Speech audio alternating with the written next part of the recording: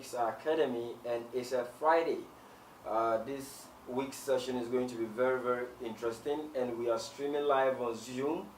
Those of you that are watching, hello to everybody, and those of you that are not on this call, of course, it will be actually shared on our channel or at tv.ebitcoinics.com, and you can also share. As you can see on my screen, we have the English giant football, whatever, Liverpool partners, blockchain-based trading app, Tigerweight.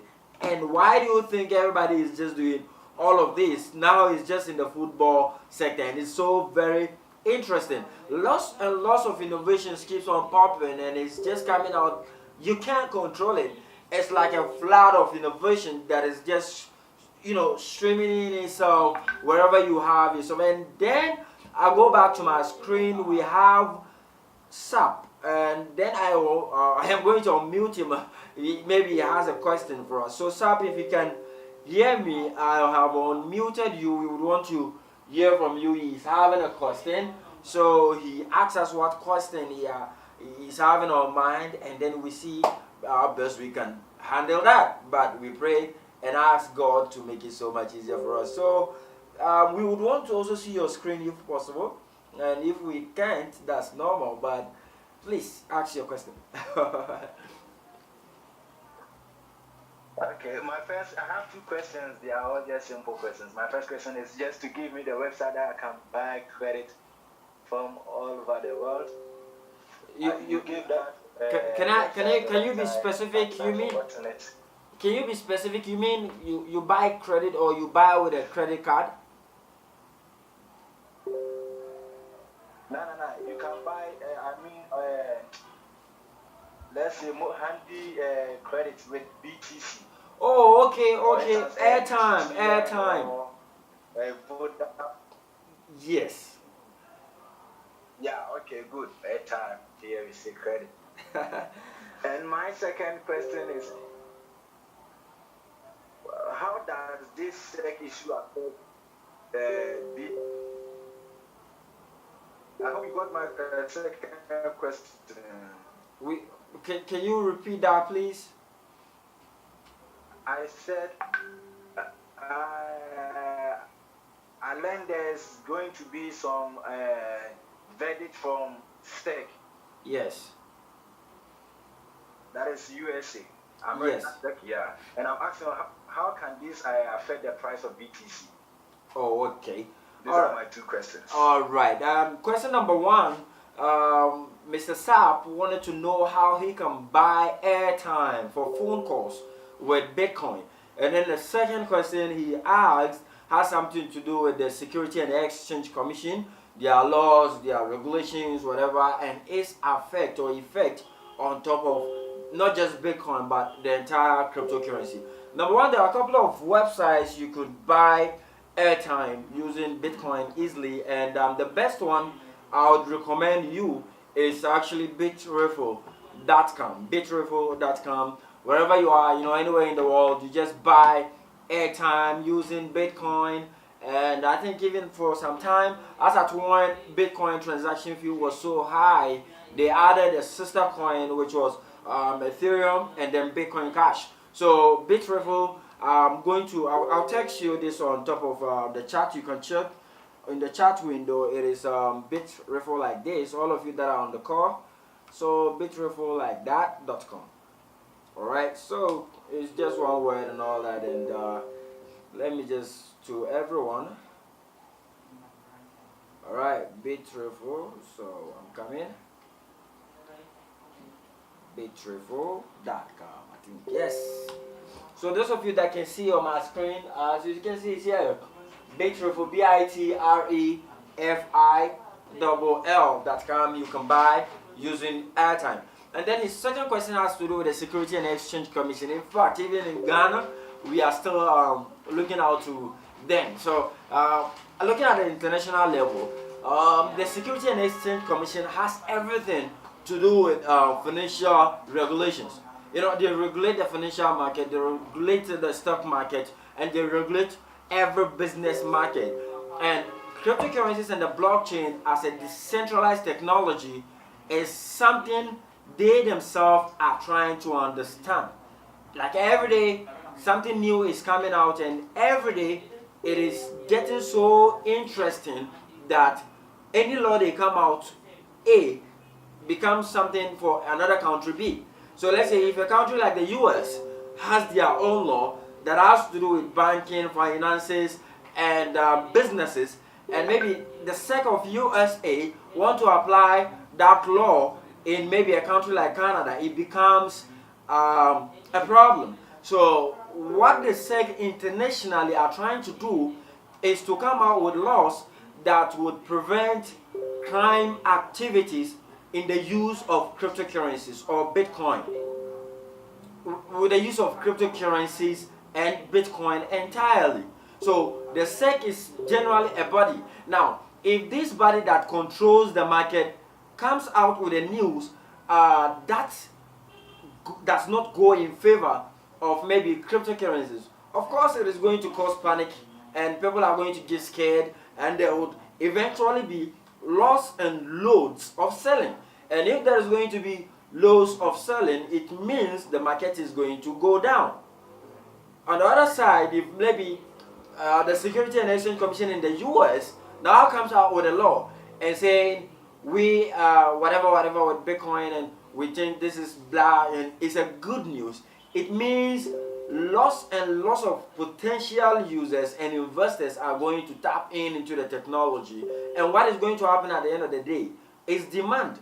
And when there is more demand, it means the market is also going to benefit from this positively. So that has to do with that. And even I think recently, some of the crypto community in Ghana met with the Bank of Ghana, whatever officials, some of them, and they said they have nothing to do with every startup in this country because they don't have any law, and they themselves are trying to learn the technology itself. And it means when their law is ready, they would let everyone know. So it is something very interesting. I'll quickly go check on the next question. It says, which exchanges would you suggest for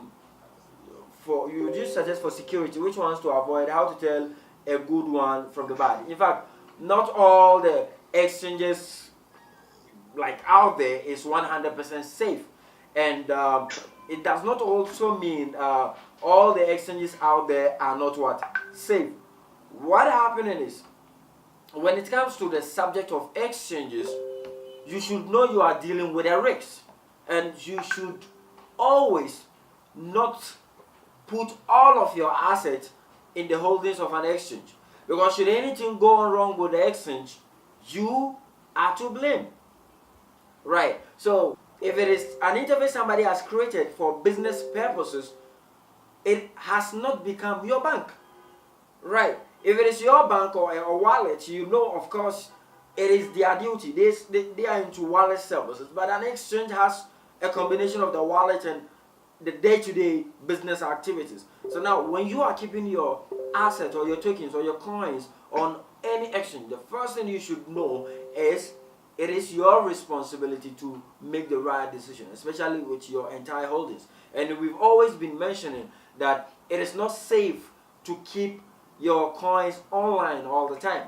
In fact, you can have a plan where maybe you go 20, 40, 40, or maybe 20% of your assets maybe are on the or web wallet, and maybe 20% are on your exchange wallets. You use it for your businesses, whatever you trade, and at the end of the day, once you make profits or returns on top of it, you move your major coins out. So you don't trust an exchange. Of course, that doesn't mean you can't trust any exchange out there. You have to consider their security promises, their past records, you know, what they've been doing, what has been going on with people that have been using these platforms. Are they safe? Are there stories of, you know, they delivering something that is not worth it? You know, you have to go through all these records, and you have to make sure you do. And then looking at, there's no best exchange out there. Every exchange out there is trying to say it's the best, because it's a world full of innovations, and every day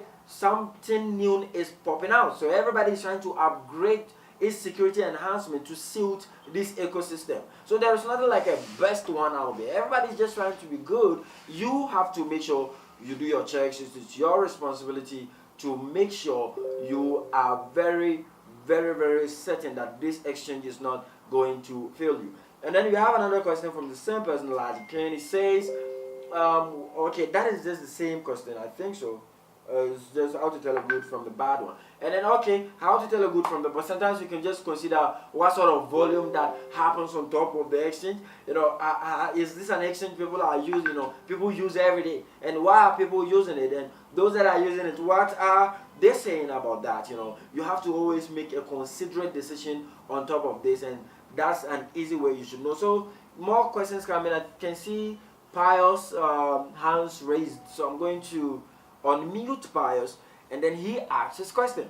Pius, if you can hear me, you've been unmuted. We would want to hear from you. What question do you have for us?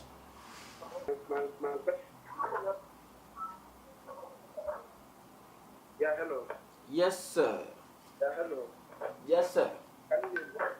Yeah, we can all hear you. Yeah, my question is, okay. My question probably is, probably if you go to trade online, maybe you have a GCR, Bitcoin, and all these things. How will you know the point? You're going to know how much one is costing dollars, so that you know do wrong calculation or something might not teach. Okay, if I got your question right, the price of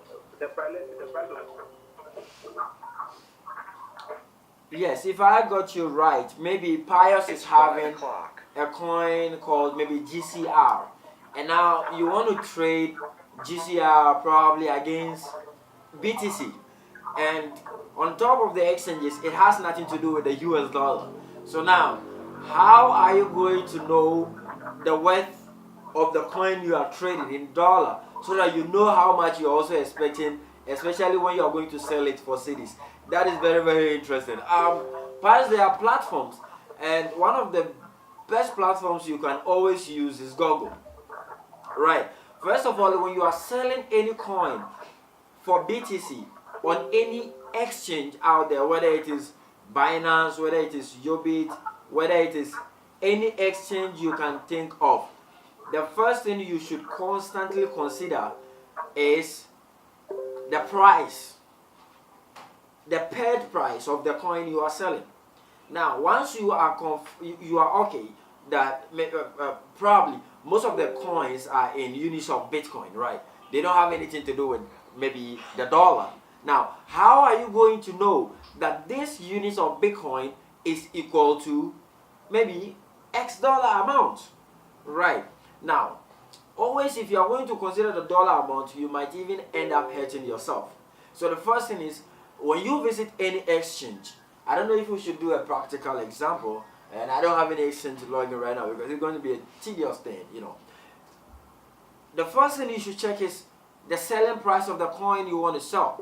So Pius did mention GCR. So let's say if GCR coin is selling for maybe 4,000 Satoshi on Yobit.net, what is 4,000 Satoshi in US dollar? So if I find out the price of 4,000 Satoshi in US dollar, it means I know the dollar amount of coins I am trading, right? I don't want to go technical, and I don't want to mention something that would end up confusing Pius. The best thing is just use Google. So look at my screen, what I'm going to do. So he mentioned GCR coin, so we go to coin market cap, right? I hope my cameraman is taking this, it's very important. Sorry guys, sorry. Yes, I know you can see my screen now. Yes, I know you can see my screen now. So mute everyone. And as I was explaining to Pius want to know maybe I have GCR coin I want to sell, but I go to an exchange, a live exchange. The live exchange don't know anything about US dollar. The live exchange sells my coin in units of Bitcoin, and maybe I have to sell the coin at maybe let's say 4,000 Satoshi. I don't want to guess, so that's why I am on top of this website. Quickly, I'll visit coinmarketcap.com, and then I'll view all the coins. Then once this website opens, what am I going to do? I'm going to search for my coin. my coin that I want to sell. So he says, Pius did mention GCR coin, which is Global Coin Reserve. We all know the coin. So now I search for GCR coin on top of this website. Look at what is going to happen. So I type GCR here, and this is the price of GCR coin. It is currently selling for 0.33 cents, or like 33 cents. It's not even up to $1 per coin. And the price in Bitcoin is obviously 5,000 Satoshi, right? Or 0.0000500 BTC. So let's say we don't have a system like this, and then I'll visit a website like jobit.net, which I cannot see the US dollar equivalent. What do I need to do? You just copy the price in BTC. You just copy, copy the price in BTC. So let's say if it is 0.000, if you're a newbie, if I mention this is selling for 5,000 Satoshi, you're going to be confused. Forget about that. You don't even know what you're talking about. So copy the price of the coin, price of the sell, the selling price of the coin. So you come to our friend here, Google. You open Google and then you ask Google 0.000 whatever BTC in US dollars. This is easy, brother. This is so easy. And this is it. It's equal to 33 United States dollars, 0.33, which is 33 cents. So if you cannot do this at all, I don't know what else you can do. So always, if you are selling a coin and it is on an exchange and you don't know what units of dollar you are dealing with, there's always a shortcut, Copy the price you are selling the coin on the exchange, and then you search on Google, convert it into US dollar, and you will get the value you need by like that. So easy, like very easy, as you can see.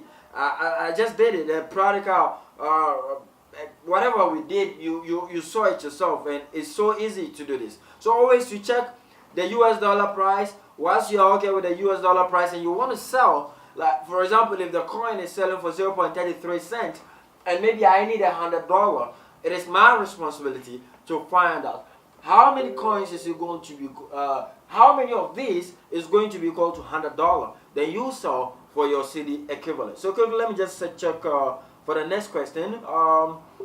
Who else is raising his hand? So difference between a coin and a token. Yes. So a coin is a coin, and a token is a token. Yes. It's, a coin is a coin, and a token is a token. Actually, that is just the normal explanation, but there's more to that. Now, this is blockchain. We can't see blockchain, we can't touch blockchain, so it makes no sense, right? And cryptocurrencies also came in. We can't see cryptocurrencies, we can't see the crypto, we can't see the currencies, but we are talking about cryptocurrencies. And then all of a sudden, Bitcoin is a coin, and another coin is a token. It's confusing, right? Like we don't know what we're doing. Now, for you to even get to understand this, you need to appreciate the technology you are with. Right? This is a brand new ecosystem with brand new terms. It's just like you signed up for a science class, and you've never been into the sciences, but for some reasons you want to do some science. And the moment you sign up for that class, there are going to be new things you've never seen, there are new things you don't know, and you have to learn it. Whether you are going to learn it the hard way or the soft way, that is your business, none of my business. Now, a coin in the cryptocurrency world is actually a technology that is running with its own basic every tool you can think of. It has its own blockchain, it has its own programming syntax, it has its own language, it is free of anything, it has its own community, it is everything. You understand? It is independent of, and then normally it is either programmed with or developed with the POW algorithm or the POS algorithm. Now, a token on the other hand is actually dependent on maybe a coin or another coin, Like for example, my name is TV and I have a coin, right? and then you want to develop or create a coin, but you don't know how to. So my platform allows you to create a coin on my network, and that platform is actually Ethereum, right? So you create a coin on top of a project or a blockchain that is already running. Your coin becomes a token, and normally it moves with a smart contract algorithm. And the first of this actually happens to be done or released by Ethereum. So I have Ethereum, and I want to create my own coin, but I can't afford to, start with everything from scratch. So I just create myself a coin using maybe the Ethereum syntax or the Ethereum algorithm.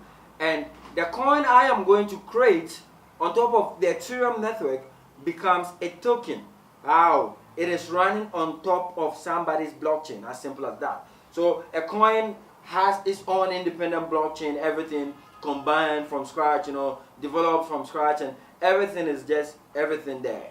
But a token usually depends, and it's not just Ethereum. We have the EOS blockchain, we have the Ethereum blockchain, we have the NAME blockchain, we have I think not ONT, sorry. ADA is also trying to come up with its own blockchain. Let's look at this.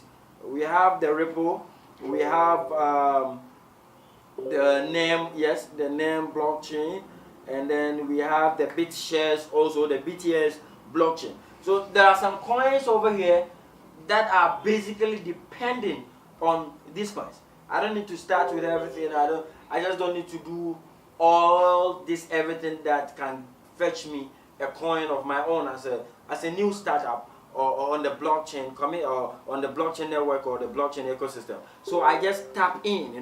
The process of tapping in, trying to create my own coin, leverages me off with what we call a token. As simple as that. Let's see if we can get a last question, and then we end this. Last question. Last question. Coin and token. Well broken. Thank you, Jalil. Hey, man, how are you doing? I hope you're good. All right. So last question. And we end this. I'm thirsty. I'm tired, and I want to eat some food. Yes. So last question. Who is going to ask the last question? Last question. We want to end this in the next 5 minutes. Last question. Somebody raises his hand. Pius again. Wow. Yeah, Pius, you can proceed.